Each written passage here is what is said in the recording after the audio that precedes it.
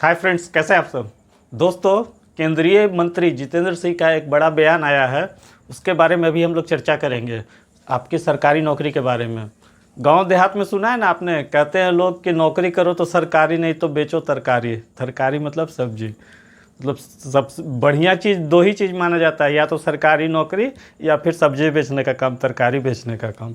अब आप देखिए, इस कोरोना काल में जब प्राइवेट कंपनियां बंद हो रही थी या वहाँ पे बहुत सारा प्रॉब्लम हो रहा था, किसी का वेतन रोक दिया गया या कम कर दिया गया, सरकारी नौकरी वाले जो लोग थे उन्हीं का दाल रोटी अच्छे से चल रहा था। और जो भी चल रहा था, बिज़नेस वगैरह सारा कुछ ठप हो गया था। हाँ, सब्जी वाला बिज़नेस भी चल रहा था। इसलिए ये बात सही में तार्किक लगती है कि नौकरी करो तो सरकारी, नहीं तो बेचो तरकारी।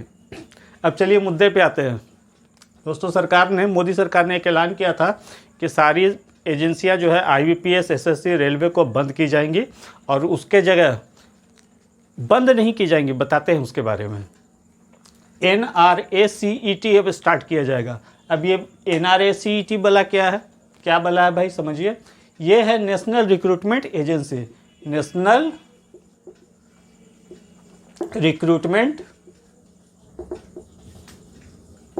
एजेंसी, ठीक है। और सेंट्रल एलिजिबिलिटी टेस्ट, राष्ट्रीय पात्रता परीक्षा। सेंट्रल एलिजिबिलिटी टेस्ट, राष्ट्रीय पात्रता परीक्षा, ये एक एजेंसी होगी, नेशनल रिक्रूटमेंट एजेंसी, जो अब CET लेगी, राष्ट्रीय पात्रता परीक्षा। अभी आप देख रहे होंगे टीचर्स वगैरह की जो वैकेंसी आती है उसमें सीटेट, टेट वगैरह का एग्जाम होता है। कुछ इसी तरह का कॉन्सेप्ट है। CET में पूरे देश के शिक्षक उसमें भाग लेते हैं और पास कर जाने के बाद अलग अलग स्टेट में भी उसकी मान्यता होती है। उसी तरह से NRA द्वारा आयोजित CET परीक्षा आप पास कर लेंगे तो आपको जो रिजल्ट मिलेगा वो प्रीलिम्स का रिजल्ट मिलेगा। जैसे एग्जाम में आप प्रीलिम्स, मेंस वगैरह देते हैं ना, तो प्रीलिम्स का आयोजन ये करेगा और इसके आधार पे आप जिस संस्था में जाना चाहते हैं, आप बैंक में जाना चाहते हैं, SSC में जाना चाहते हैं या रेलवे में जाना चाहते हैं, उसके बाद आप चूज़ करेंगे या पहले भी चूज़ कर लेंगे और आपका मार्क्स फिर बताएगा कि आप उसमें जाएंगे कि नहीं। अब उसमें क्राइटेरिया होगा, बैंक वाले का कुछ अलग तरह का डिमांड होगा, SSC वाले का अलग तरह का डिमांड होगा, रेलवे का अलग तरह का। तो ये सिर्फ PT टेस्ट आयोजित करेगा। लेकिन यहाँ पे एक समस्या है, जैसे जो बच्चे बैंक की तैयारी करते हैं वो SSC के बच्चों से अलग उनकी तैयारी होती है। SSC वालों और या रेलवे वालों की तैयारी थोड़ी डिफरेंट होती है। उनको GS पढ़ना पड़ता है, उनका मैथ अलग तरीके का होता है, बैंक वालों का मैथ अलग तरीके का होता है। तो अगर CET जो आयोजित होगा वो बैंक वालों की तरफ मैथ देगा, बैंक के एग्ज़ाम की तरफ मैथ देगा, तो रेलवे और SSC वाले बच्चों को परेशानी हो जाएगी। और अगर रेलवे SSC की तरफ मैथ देगा तो बैंक के बच्चों को परेशानी हो जाएगी। अगर GS डाल देगा तो फिर बैंक की जो तैयारी करते हैं बच्चे, उनको परेशानी हो जाएगी। तो जब इसका सिलेबस आएगा तब समझ में आएगा कि ये कैसे इसमें हम लोग को तैयारी करनी है। पर आप मान के चलिए कि कुछ ना कुछ GK GS तो रहेगा। मैं भी प्रयास करता हूँ अपने वीडियोज़ में कि आपको कम से कम करेंट अफेयर से अवगत कराते रहें।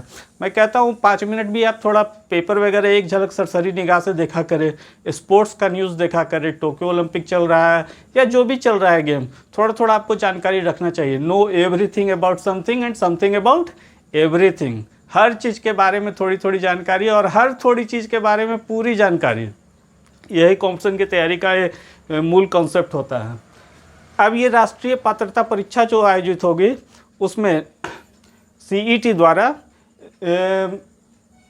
जो केंद्रीय पात्रता परीक्षा होगी उसमें आपको जो रिज़ल्ट मिलेगा वो 3 साल के लिए वैलिड होगा। अधिकतम कोई सीमा नहीं है, आप कितना बार भी बैठ सकते हैं। 3 साल तक के लिए उसका रिज़ल्ट मान्य होगा। मतलब आप अगर पास कर गए तो अगले 3 साल तक अगर आप SSC के लिए जाना चाहते हैं या बैंक में जाना चाहते हैं या रेलवे में, तो उसमें जा सकते हैं। अभी इन्हीं 3 चीज़ को शामिल किया गया है, SSC, बैंक, रेलवे। आगे आने वाले दिनों में केंद्रीय सरकार में 40 लाख कर्मचारियों की लगभग भर्ती होती है। मतलब सीट है केंद्र सरकार की नौकरियों में 40 लाख सीट है, जिसमें अभी करीब 9 लाख पद खाली हैं। पिछला वीडियो में मैंने बताया था इसके बारे में कि हम लोग थोड़ा उसको मुहिम चलाएं कि सरकार उसको भरे। तो उसके लिए 20 एजेंसी है। तो अभी शुरुआत में 3 एजेंसियों को शामिल किया गया है। आगे जाके सभी 20 एजेंसी इसी में आ जाएंगी जो NRA CET के तहत पहले PT का एग्ज़ाम बच्चा क्लियर करेगा, उसके बाद ही वो नेक्स्ट लेवल के एग्ज़ाम में जाएगा। इसमें एग्ज़ाम जो होगा वो 10th स्टैंडर्ड के बच्चों के लिए भी होगा, 12th स्टैंडर्ड के बच्चों के लिए भी होगा और ग्रेजुएट के लिए भी ये आयोजित करेगा। मतलब आप मान के चलिए कि जितने भी तरह की नौकरियां हैं सबकी तैयारी के होगा और इसी के थ्रू होगा। और भी मज़ेदार बात होगा इसमें कि स्टेट जो है, राज्य सरकारें, विभिन्न राज्य सरकारें, वो भी इसको वैलिड करेंगी इसी मार्क्स के आधार पे। जैसे बिहार में एसएससी जीडी है या एसएससी अगर यूपी का है या राजस्थान का है, केंद्रीय कर्मचारी चयन आयोग जो होता है, तो वो इसको वैलिड करके पीटी का एग्ज़ाम ख़त्म कर सकती हैं, इसी के मार्क्स के आधार पे होगा। तो हमको अब इसके बारे में ध्यान रखना होगा। पर जो बच्चे अभी परीक्षा दे रहे हैं, मतलब फॉर्म फिलअप कर चुके हैं, उनके लिए ये लागू नहीं होगा, ये अगले साल से लागू होगा। तो बस उन्हीं बच्चों के लिए जो इस साल निकाल लेंगे, एग्ज़ाम पास कर जाएंगे, नौकरी ले लेंगे। नहीं तो आगे अगले साल से मतलब अब जो परीक्षाएं होगी ये इसी के तहत होंगी। तो एक बड़ी खबर है, इसको आपको दिमाग में रखना होगा। थोड़ा थोड़ा जीके जीएस पलटना शुरू कीजिए जो बच्चे बैंक की तैयारी कर रहे हैं, और जो बच्चे एसएससी रेलवे की तैयारी कर रहे हैं वो बैंक के मैथ्स को देखिए।